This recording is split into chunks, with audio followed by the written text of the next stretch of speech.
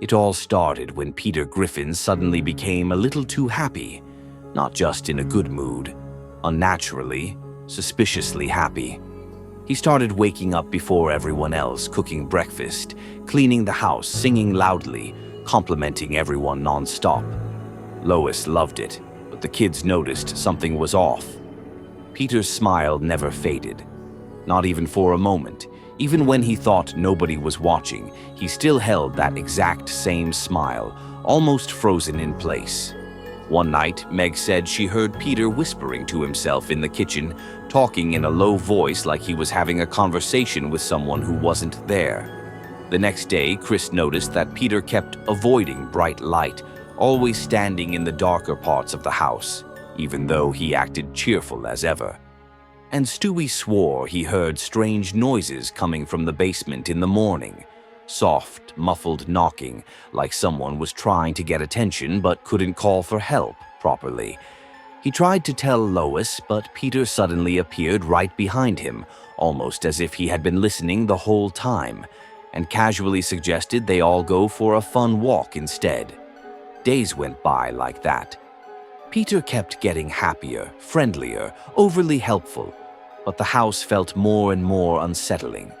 The basement door, usually left alone, was now always locked.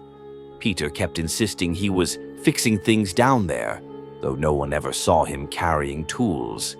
At night, faint scraping sounds drifted upstairs, like something heavy being dragged across the floor. Meg once tried to sneak down the stairs to peek, but Peter instantly showed up beside her, smiling wider than before, telling her there was nothing interesting down there. This went on for nearly a week, until one evening Brian noticed something strange. Peter had forgotten to lock the basement door. A faint, shaky sound came from below, like someone trying to call out but too exhausted to speak loudly. Brian slowly descended the stairs, and in the far corner of the basement, he found the real Peter Griffin. Weak, bruised, and barely able to stand, but definitely alive. When he recognized Brian, he tried to lift his head and whispered that the Peter upstairs wasn't him, that the cheerful, overly perfect Peter was pretending, and that he had kept him locked down there for days. Brian tried to help him up, but footsteps echoed from above, quick and confident. The happy Peter appeared at the top of the stairs, his smile now stiff and unmoving, almost glued to his face. He looked down at them calmly and said that the family didn't need to know which one was real. Before Brian could react, the basement door slammed shut and the lock clicked from the outside. The lights flickered, then went dark. Brian and the real Peter were trapped together in silence. Upstairs, the fake Peter walked away casually, humming softly to himself. The Griffin house stayed quiet after that. Too quiet. Neighbors say they still hear Peter's cheerful voice echoing through the rooms at night, laughing like everything is perfectly normal.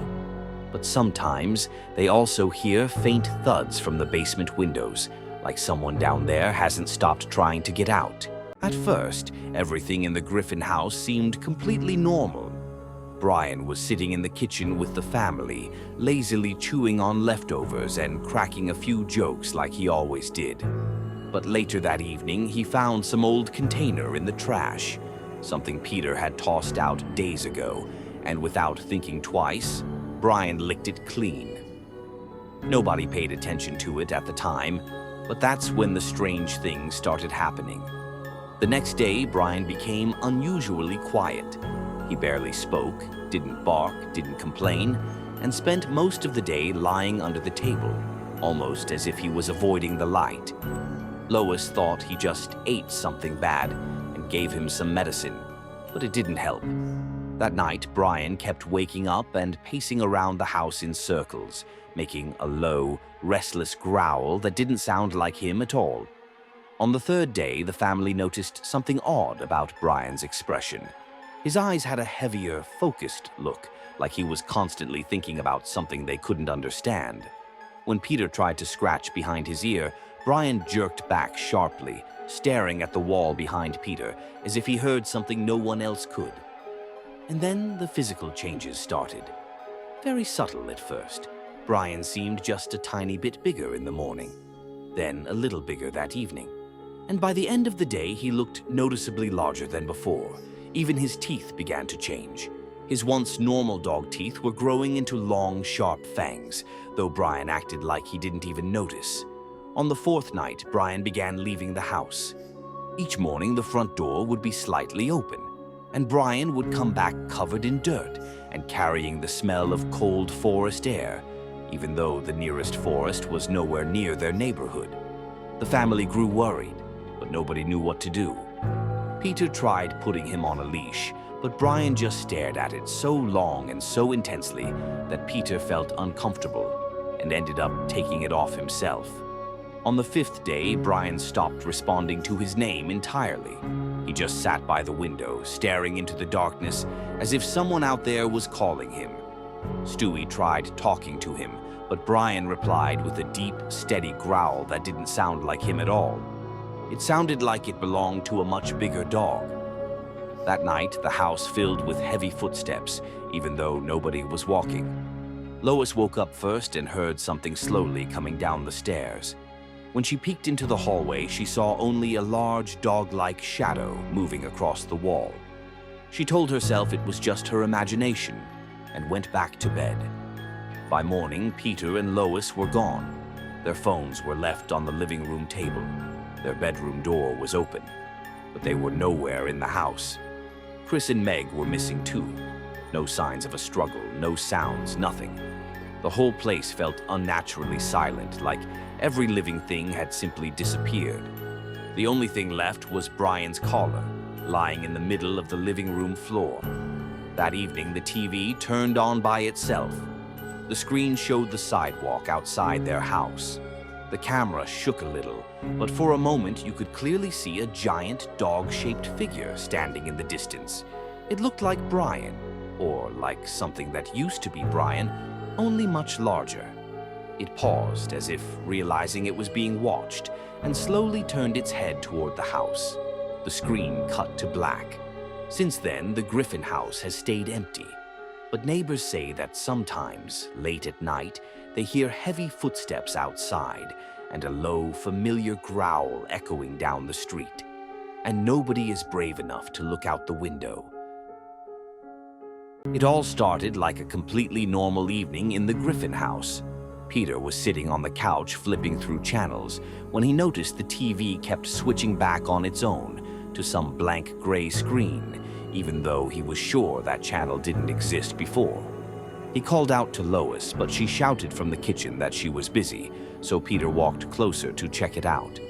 As he got nearer, he noticed something strange. Way in the back of that gray screen, there seemed to be a figure standing still, and it looked a lot like him. But the way it moved was off, almost like an old video lagging with little glitches. Peter tried to turn the TV off, but the remote stopped responding, and he could have sworn he heard someone quietly saying his name through the speakers. He called the kids, but the whole house suddenly felt empty, even though everyone had definitely been inside just a minute ago.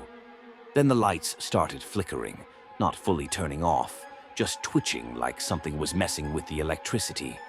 From the hallway came slow, dragging footsteps, like someone was walking without lifting their feet properly. Peter stepped out to look and saw Stewie standing perfectly still, staring at him with this tense look on his face, like he was trying really hard not to say something. On the floor next to him was an old toy walkie-talkie he hadn't used in years. Peter asked what was going on, but Stewie quietly told him not to turn around, because whoever was behind him looked like Peter, but wasn't Peter. Just some strange version. Peter felt a chill run up his back, unsure if Stewie was joking or serious. He slowly turned anyway and saw a figure that definitely looked like him, but its movements were weird. Too sharp, too sudden, like frames were missing every time it shifted. The figure didn't talk, didn't make a sound, just tilted its head a little, almost like it was studying him. The lights flickered hard, and when they came back fully, the strange version of Peter was gone. Peter spun back to Stewie, but Stewie was already backing away, saying the house felt wrong, like something inside it had changed places without anyone noticing. Peter tried to calm him down, but then the TV in the living room switched on by itself again. This time it was showing a live view of an empty room in the house, and the camera was moving on its own, as if someone invisible was walking around holding it. In the corner of the screen, Peter saw a small figure that looked like Stewie, but it moved strangely, like the recording kept jumping forward and backward. The camera zoomed toward the little figure, and it whispered something unclear, almost like it was telling them to leave. The screen went black, and the entire house lost power at the same time. Later that evening, neighbors walking by noticed the front door slightly open, no lights on, nobody answering. And yet, the TV inside still turned on by itself every now and then, showing empty rooms that should have been completely still, but weren't.